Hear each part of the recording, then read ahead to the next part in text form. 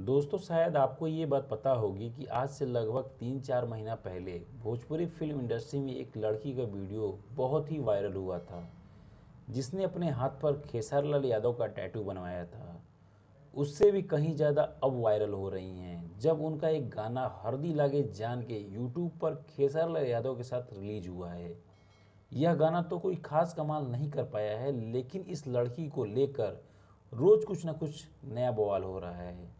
तो सबसे पहले आपको बता दें कि इस लड़की का नाम सौम्या पोखरेल है, जिसका जन्म नेपाल के परसा जिले के वीरगंज गांव में एक मध्यवर्गीय साधारण परिवार में हुआ था।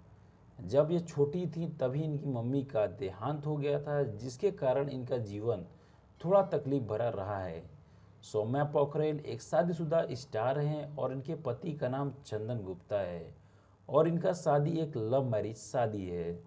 सौम्या पोखरेल लव मैरिज को लेकर बताती हैं कि एक दिन मैं फेसबुक चला रही थी और अनजाने में मैंने चंदन गुप्ता को फ्रेंड रिक्वेस्ट भेज दी और चंदन गुप्ता ने फ्रेंड रिक्वेस्ट एक्सेप्ट कर लिया और फिर उन्होंने मैसेज किया, फिर बातें हुई और बात आगे बढ़ी, फिर 3 महीने बाद शादी कर ली।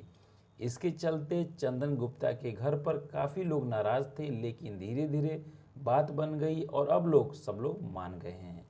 दोस्तों, किसी भी अच्छे काम को पाने के लिए बहुत ही संघर्ष और मेहनत करना पड़ता है। उसी तरह सौम्या पोखरेल भी भोजपुरी फिल्म इंडस्ट्री में आने के लिए बहुत संघर्ष किया है। यह पहले टिकटॉक पर रील्स बनाया करती थी और आज भी यह बनाती हैं।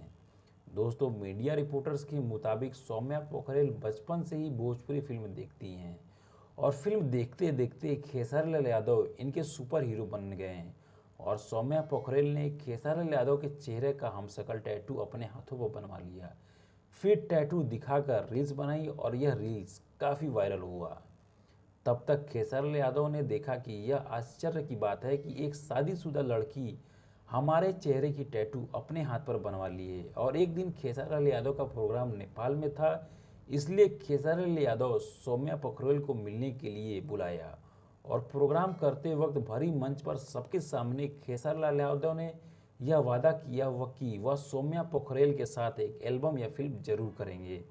दोस्तों, खेसारीलाल यादव अपने कहने के मुताबिक सौम्या पोखरेल के साथ एक गाना हरदी लागे जान के रिलीज कर दिया है, लेकिन एक इंटरव्यू के दौरान सौम्या ने बोला कि भोजपुरी फिल्म इंडस्ट्री के पवन सिंह कौन है और इसी बात को लेकर फिर से विवाद चालू हो गया।